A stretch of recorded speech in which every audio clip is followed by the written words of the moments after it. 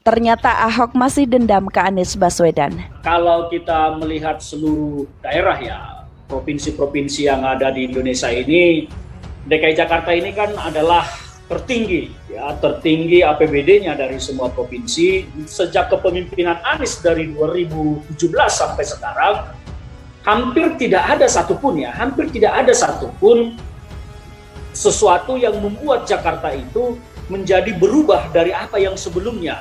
Nah, ini yang menjadi pertanyaan kita, anggaran APBD DKI Jakarta yang cukup besar ini sebetulnya kemana dipergunakan oleh Anies Baswedan? Saya melihat anggaran DKI aja dipakai untuk membuat jalur sepeda segala macam, malah jadi beban, bukan meringankan APBD DKI.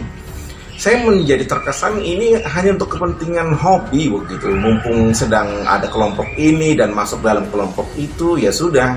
Kesannya menjadi seakan-akan untuk kepentingan sekelompok orang, bukan untuk kepentingan rakyat yang sedang sengsara begini di tengah COVID.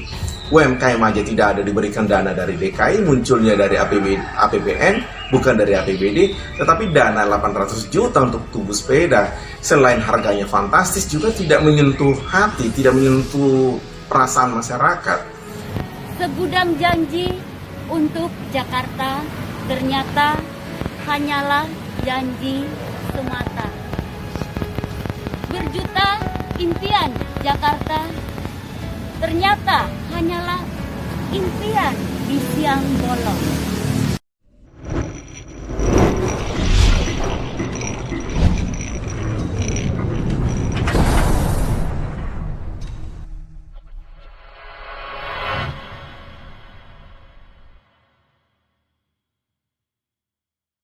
Pengamat politik lingkar wajah kemanusiaan atau Lawat Institut Muhammad Muailimin buka suara terkait hubungan antara Komisaris Utama PT Pertamina Basuki Cahayapurnama dan Gubernur DKI Jakarta Anies Baswedan. Menurutnya, Ahok sapaan akrab Basuki Cahaya punya hubungan kurang baik dengan Anies Baswedan. Ahok punya dendam sejarah dengan Anies, kata dia dalam pernyataannya kepada JNPI.co pada Selasa 22 Juni 2021. Baginya, Ahok nanti bakal disiapkan oleh PDIP untuk menghambat laju Anies. Tugas Ahok untuk secara kesatria melawan Anies di setiap konstelasi, jelasnya. Menurut Muaiilimin, kondisi itu membuat Ahok begitu punya pengaruh besar di pemilihan presiden atau Pilpres 2024 mendatang. Pilpres 2024 menjadi medan tempur untuk menembus rasa malu dan luka-luka Ahok saat dipenjara, jelas dia. Muailimin menambahkan Ahok jatuh dan tersungkur di jeruji besi karena ulah pendukung Anies. Pendukung yang rasis dan intoleran saat unjuk rasa 2016 hingga 2017 yang berjilid-jilid, tuturnya. Lantas, mantan Wakil Presiden Yusuf Kala atau JK mengungkapkan bahwa saat pemilihan kepala daerah atau Pilkada DKI Jakarta 2017 lalu, dirinya memberikan dukungan penuh kepada Anies Baswedan.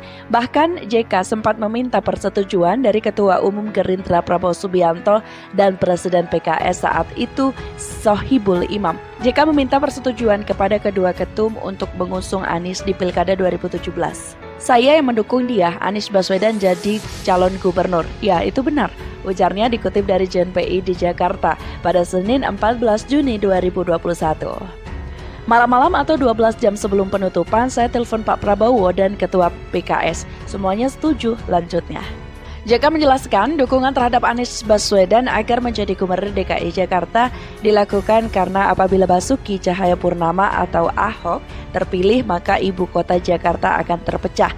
Ia menilai jika Ahok terpilih maka keributan akan menyeret-nyeret Presiden Joko Widodo atau Jokowi.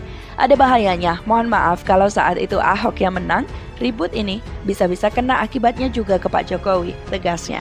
Kemudian ia meminta Anies untuk fokus membangun Provinsi DKI Jakarta dan memintanya untuk tidak terkecoh soal Pilpres 2024.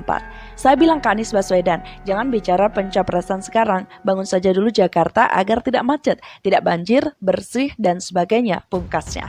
Sementara itu mantan politikus Partai Demokrat Ferdinand Hutahian menyoroti JK yang memberi dukungan kepada Anies Baswedan. Anies Baswedan adalah subordinat dari Yusuf Kala mulai dari 2014, ucap Ferdinand. Pria Batak tersebut memberikan alasan untuk memperkuat opininya bahwa Anies Baswedan menjadi pendukung Jokowi bukan karena mantan wali kota Solo tersebut, melainkan JK. Ferdinand menilai sampai saat ini Anies adalah jaringan dari JK. Pria yang pernah memimpin barisan relawan Jokowi Presiden atau Bara JP tersebut mengungkapkan jika beruntung Anies mendapat dukungan dari PKS dan partai lain yang ingin bersatu, mungkin bisa jadi cawapres. Politisi PDIP DPRD DKI Jakarta Gilbert Simanjuntak membandingkan penggunaan anggaran dana Corporate Social Responsibility atau CSR atau anggaran dari pihak ketiga pada era kepemimpinan Basuki Cahayapurnama atau Ahok di era Anies Baswedan. Menurut Gilbert, pada masa kepemimpinan Ahok, dana CSR dipakai untuk kepentingan masyarakat luas seperti untuk pembangunan rumah susun dan proyek mentereng Simpang Susun Semanggi. Bahkan pembangunan 3 jembatan penyeberangan orang atau JPO kekinian di Senayan juga menggunakan anggaran CSR warisan Ahok. Sementara pada era kekuasaan Anies Baswedan, kata Gilbert, penggunaan CSR diprioritaskan untuk membuat jalur sepeda seperti jalur permanen di Jalan Sudirman, Jakarta Pusat yang baru-baru ini dibongkar kembali.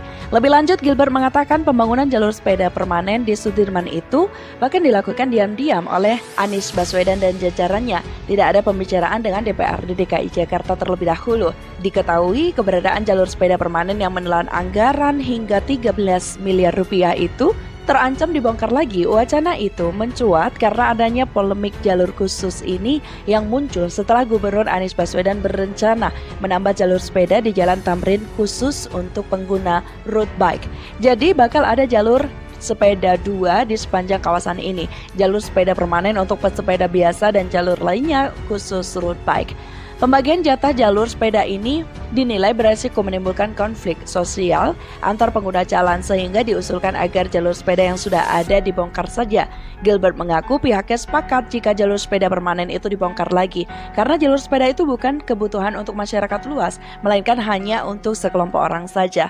Ketua Umum Partai Era Masyarakat Sejahtera atau MAS Hasnaini Maimun mengkritik Gubernur Jakarta Anies Baswedan terkait penanganan banjir Jakarta yang tidak kunjung tuntas. Padahal dia mengatakan pengentasan banjir merupakan janji kampanye Anies saat mencalonkan diri sebagai Gubernur DKI Jakarta.